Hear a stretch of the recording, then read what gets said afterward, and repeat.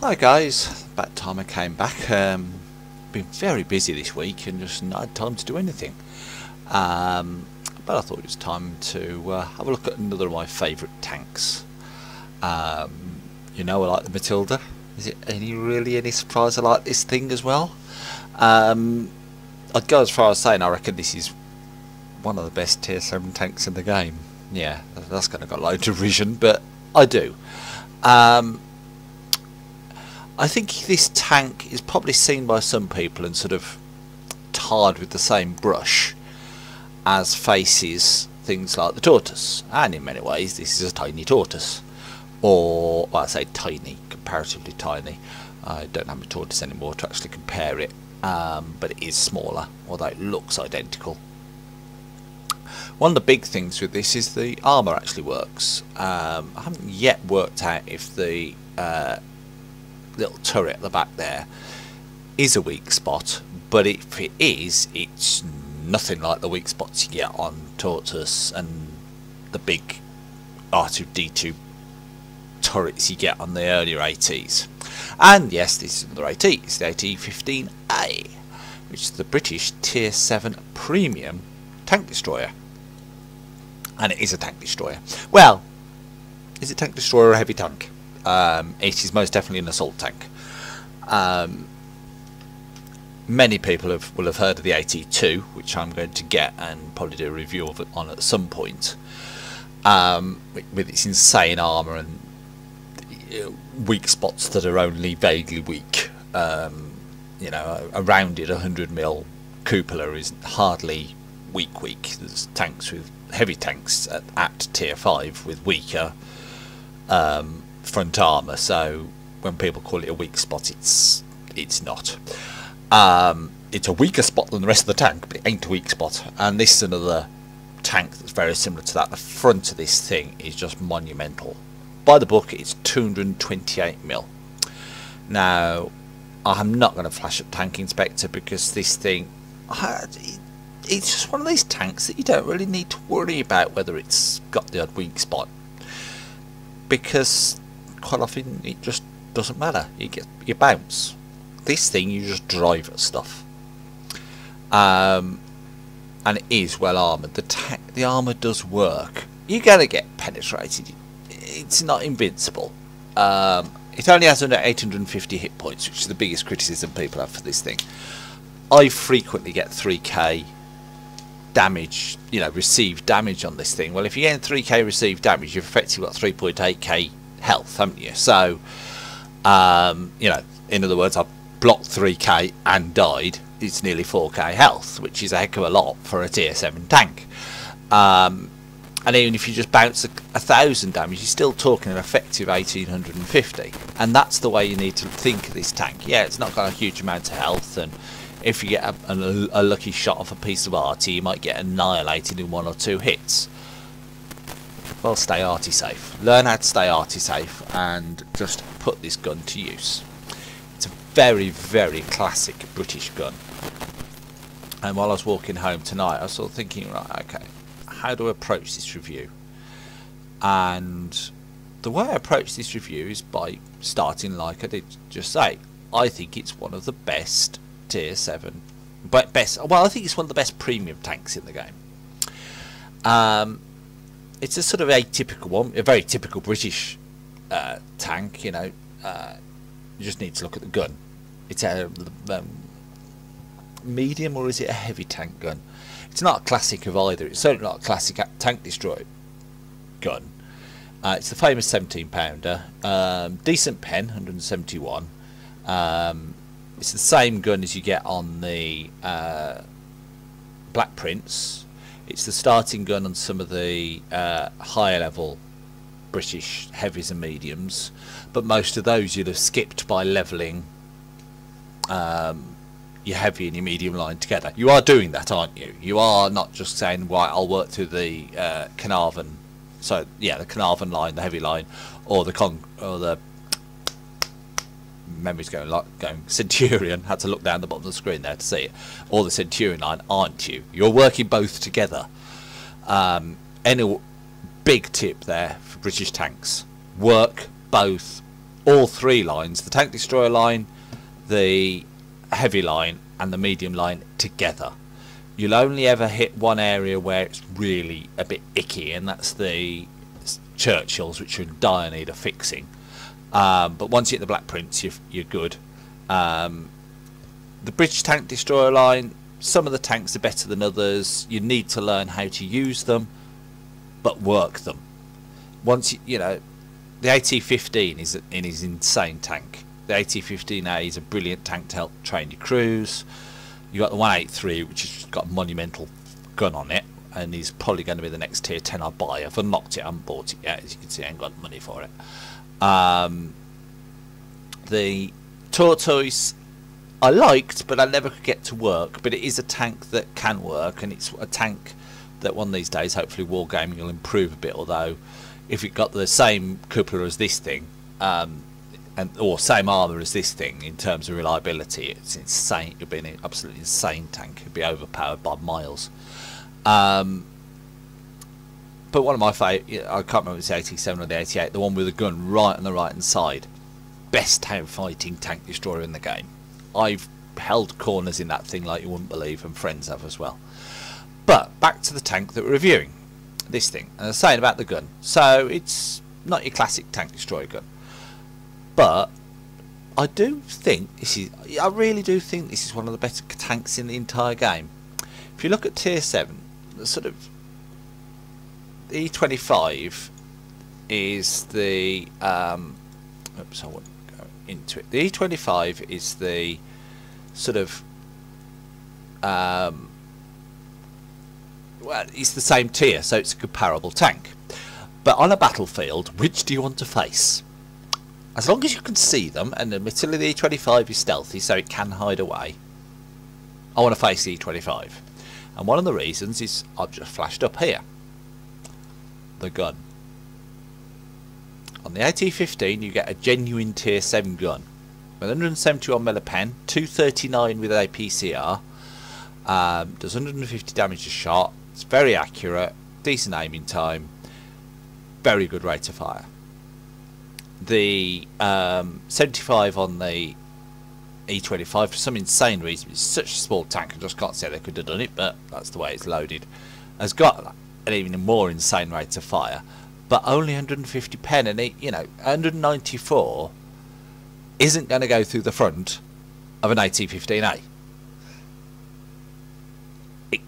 even with premium. Does slightly less damage, you know, comparable accuracy, slightly better aiming time, and the two tanks, so they compete because they're both tier 7 tank destroyers, but work in very different ways. The E25 buzzes around the battlefield being a nuisance. The AT15 leads the charge. But the fact that the AT15 can just absorb punishment, I think it makes it a far more flexible tank. It can snipe like an E25 outside people's view ranges because it's got the gun to do it. The accuracy is more or less the same. And can do it more effectively because the penetration of the gun's better. So at range, the penetration is going to be better, and you're already talking in the E25, you're already talking a gun that's borderline usable on penetration anyway. So although the E25 is definitely a fun tank to play, I'm not sure it's not as good a tank as the AT15a, simply because it's not, ironically, not quite as flexible. The gun's nowhere near as good. What else have we got? You got things like, well, looking for tier 7 SU-122-44, which is quite a nice tank. Never driven this. But again, notice it's got some comparable hit points. People moan about the hit points on the AT15a. This has got 840. I can't remember what the E25 is. I think it's slightly higher. It's got a classic Russian gun on this thing, which can't hit the broadside of the barn beyond about 50 metres. Terrible aiming time. Basically the same pen values on standard ammo as the British gun, but actually worse, noticeably worse with APCR. This the 122 will actually struggle to go through the front of an AT15a. Whereas you're talking 90mm of sloped armour, the AT15a will just see it sit here, angle his arm, and go pop, pop, pop, and put holes all you know, all the time to the 122-44. Doesn't make the 1224 a bad tank. It's got, you know, it's decently manoeuvrable. It's the gun can be devastating when it can get through. But is it a better tank?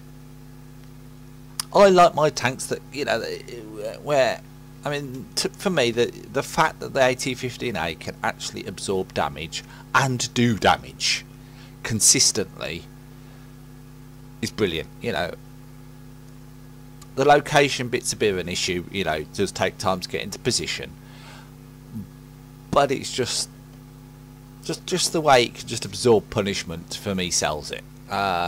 It's not a tank if you hate speed. It's not a tank that you will enjoy, but that doesn't necessarily make it a bad tank. It's not a bad tank. It's quite a good tank.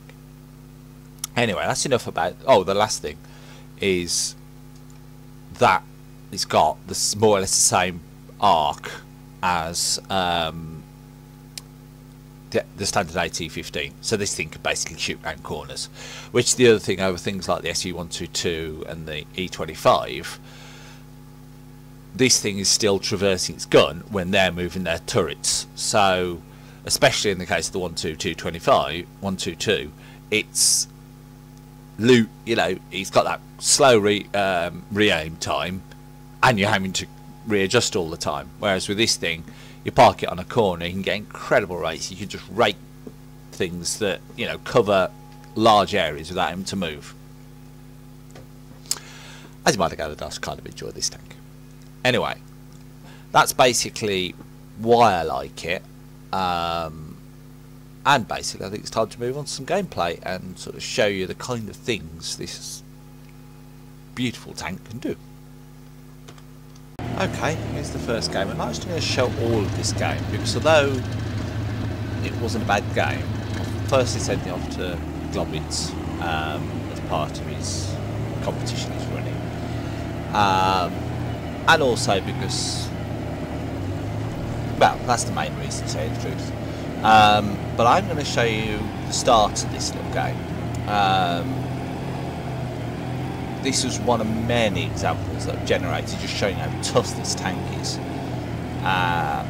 So this is mines. I'm heading up this side, pretty much, well, apparently on my own. If you look down the map, the minimap, it doesn't look like we've got a fat lot in the way of support. Wrong. Well, we've got two Berts on here which could be used. We've got a Hummel. It's an IS parked back in. So I've come up to here to get myself, try and get Artie safe. They have one Bert. This T50 decides to come and try and circle me. Puts one into me. Through the top of the engine deck, in fact, you can see. And I think, no, today's sunshine. Tries to circle me. I'm now using both the rock to stop him circling, and he gets pummeled. I think I get the kill. Yeah, I get the kill, but a lot of the damage was done possibly by the 304 or the IS. So although it doesn't look like it, I'm actually getting fire support, and you could just see the bounce I'm getting. I'm tying up a KP1S, a Tiger 1, and a second Tiger 1, a T43, and I think there's even a KV. No, there's an IS at the far side. And at the end of this, I don't end up with a huge amount of damage. I think it's about 1500 or something like that. But I end up with a monumental amount of spotted damage. I basically tie this flank up on my own, supported by, as I say, probably the 304 and possibly the IS, and win the battle. And spend most of the battle here, in fact, to die more or less where that Tiger 1 is. But I just take so much damage that is immense. But anyway, that's that one. We'll move on to the next replay and see what that one has in store for us. Okay, and here on the second battle. All these replays were recorded after I recorded the preview, and here we are on Mountain Pass, which was the I think about the 4th game I played on that day. Oh no, it's the following morning. This day after, I did one quick game before going to work. So on Mountain Pass, we're not top tier, you'll notice. We're kind of one of the mid-tier heavies. Is that really, the matchmaking on this tank is heavy. And interestingly, the 25 gets the same way to matchmaking, so I just don't quite understand. So I was pointing this way, and someone's got to do the glacier. So I decided to come down here. I've got a T25 who will provide me with a lot of support in this battle. And this shows that how effective, this tank is perfectly capable of going through. Oops, the E25 is lucky not to nick some health off the T25 there. This shows just how, even in a tier 8 game, this tank's useful. I've got a Jag Panther over the right there. Now, he doesn't really affect me, but I'm worried about him. I paused briefly, but it's taken me that long to get there, and only the 5916s appeared. I think, yeah, may as well, I'll roll forward. And see what happens. You'll notice I'm looking towards the Jag Panther. I'm very much aware. And then this SU-105 comes in. Missed the first shot. Second shot hits. I'm jinking a bit because I know that if he hits me, especially if he's loaded with HE, he can do some damage. The Jag Panther doesn't appear to have done anything. He's hiding behind the rock, so he's not threatening it. I'll spot the 5100. We've got rid of the SU-100. The T25 goes after the 5916, and I now start putting fire into the 5100. We're 2-5. Oh, hang on, we're 2-5 down. Yeah, okay. So I realise I've got to try and do something. I could go towards the cap, but I'm slow. It's going to take me a long time. Let's get back into the middle and try and do some work. If you look down on the south flank, we've basically not had a lot anyway, but we've got a Scent holding off a 1S, a 4502A and a Cromwell. And you'll see that T25's come with me. At this stage, he's basically going to work with me quite well, actually, and try and use my armour. And this is where the AT15a is a really useful tank to have around. Yeah, she's slow. Now, what I'm trying to do here, and then the M10 a bit, what I was trying to do was get into a position where I could sneak around the corner and use my gun angle to work.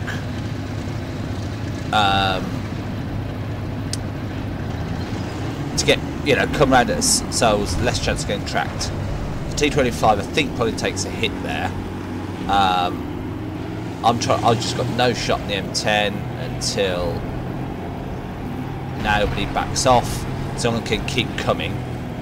I'm aware that the things are looking very bad up on the top. I can dunk the first shot. Well, I don't dunk it, it just hits the ground. Put the next one into the... Realise that I need to adjust my aim. Next one misses. Oh, bounces.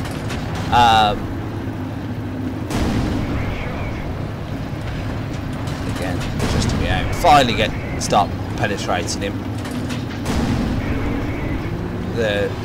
I'm now got the attention, which means that T25's actually got the effect, takes the kill. But he could use me, the fact that I'm taking the shots off the M10. I'll spot this Cromwell coming down. I'll just wait for him. He's only on 20 health. There he is. Boom. Live Vienna. So we're now 7-8. We've suddenly turned this game around. Not just us on our own, but we're capping. And whilst I don't want to win by capping, I'd rather win by, well, just killing everyone.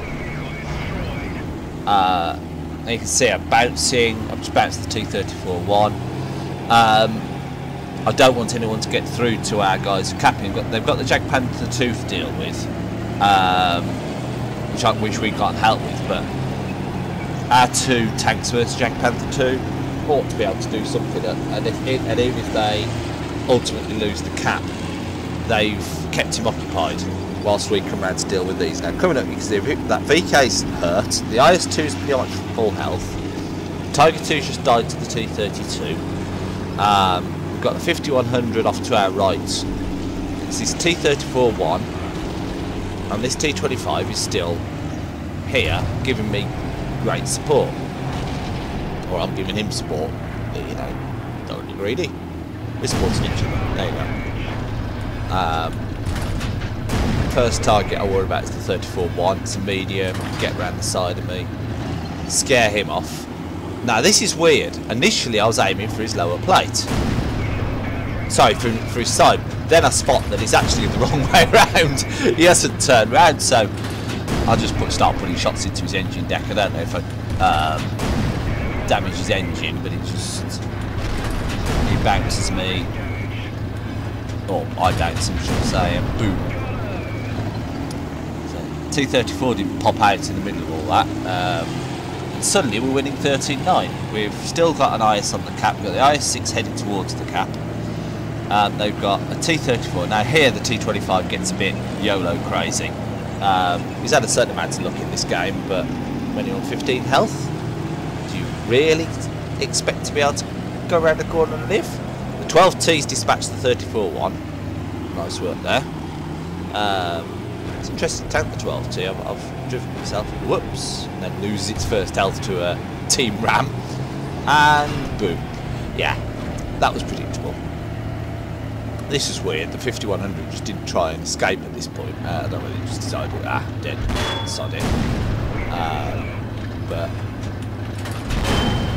we're up to 2.3k, 2.5k damage. We bounced 8 shots, never took a penetrating hit, and that is what this tank can do. A really good example of just how good this tank is. Okay, and it's Kharkov time. You notice this is a tier 8 game again, and in fact, see, two of the 3 games that are put into this have been tier 8 games, which kind of shows that, you know, it's not. It is a tank that works in tier 8 games. This is interesting because it shows how the support side of this, you know, the tanking side of this tank can be very useful. I don't like Kharkov, but I decided to come this way. Again, as with all these replays, you'll notice I'm always trying to angle the tank, and this is no exception. Coming with me are a pair of KV-1Ss. If we actually look at our replay, they are platooned down there. They've already got 1 kill, and they've come with me. So we get a bit of a tangle there to my right, and I've basically tried to put myself into this position. I'll bounce the first shot on the Tiger, which he missed. I hit it right on the full front plate to go through. I have a little bit of trouble getting through him initially, until I sort my aim out. But it doesn't matter, because what I'm actually doing is I've become the focus of attention. And I am, especially angled like this, I am infinitely more. Now, how that E25 got through, he must have hit my commander's cupola, which is possible because the E25 has a crap gun except for it's accurate. But I don't actually have to wait. I'm aiming for what I can hit rather than specifically the commander's cupola. I'm aiming for the upper glacis on the IS3 there. Move back to the Tiger. Now, I'm not doing huge amounts of damage, you'll notice. I've done 500, but what I have tanked is all the damage that saved our KV-1Ss particularly getting damaged. They've taken a couple of hits themselves, but they've been using me as shelter, and that's exactly how you use it. They've just had 1 tank that's really tough, sheltering 2 tanks that aren't so tough, putting fire into them, and we have just scared off a Tiger 1, an E25 and an IS3. Yeah, there was a tier 8 heavy in that, who's now getting pummeled because he's trying to come round the flank. The 2 KV-1Ss go around and engage the Tiger, which actually didn't go off, was abandoned by his teammates. I go this way to try and finish off the IS3.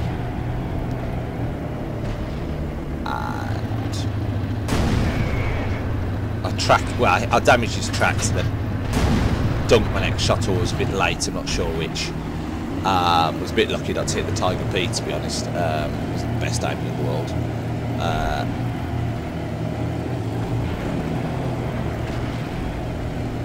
Swing round, looking for the E25, which round the next corner, and he gets walloped by the two KV1Ss who've dealt with the E25. Then I got support from an ELC. Now this little bit here is a little bit annoying in one respect. Is what this Tiger P does. I'll take it off my fixed camera, move to free camera, you'll see what he does. I didn't realise at the time, so I was in zoom mode, aiming for whatever I could hit on these tanks. But what it did was a bit rude and didn't make life easy for me. So again, I moved up here, just trying to get into position. I put a shot on the T25, which now tries to hide. If you look, I've spotted that I can actually get in. So I'm moving, angled. I'm now looking for the. I've got T32 and a black print. So I've angled myself. Now why that didn't go through, I don't know. Put one into the T32. You'll notice occasionally my aiming seems to go off. That's why he keeps bumping me.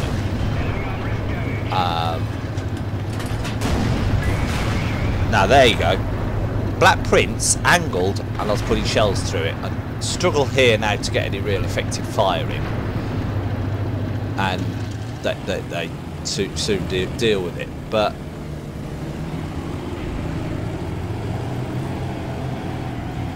what I'm really trying to show here is the use of this tank as your meat shield. I bounced 2 tier 8 tanks, the IS-3 Black Prince. I bounced the Tiger 1 and the E25. Now the E25 I should have bounced. He did pen me, but he was the only one who actually hit the cupola. The cupola's small. This is the problem for other tanks, many tanks, especially things like the Russian ones where the guns aren't quite so accurate. They've got 2 choices: hit the centre of mass or miss. Because hitting that cupola is tough at the kind of ranges you've seen us fighting. It's just really hard. I'm moving down to try and do something, but I don't really do anything for the rest of the game. But I think you've seen that the gun, the lack of alpha can limit the amount of damage you could do. But I've still done 1200 damage in there. I didn't tank a huge lot there, but the reason I've included this replay was purely to try and show you how you can use the tank to as a cover for other tanks, because the armour is that good. Angle it and it'll bounce tier 8s, it'll bounce some tier 9s. It's better to do it at range, because then it makes it hard for them to actually hit your only real frontal weak spot, the little commander's cupola. And you can take a loader hit, the same as all the other British tanks, but it's just nothing like as bad as any of the other British AT series. The cupola's tougher, harder to hit, and even when it hits, it doesn't seem to. You don't seem to get the loader hits with the frequency you do on the others. I love this tank. It is really quite good fun to play. As you can see, it can contribute even to tier 8 games, and yeah, highly recommend you getting one. Anyway, I hope you enjoyed this replay. Took me a bit longer to do, and it's been a bit of a delay since the last replay I've done, but yeah, hope you enjoyed it, and I will speak to you soon. Night night.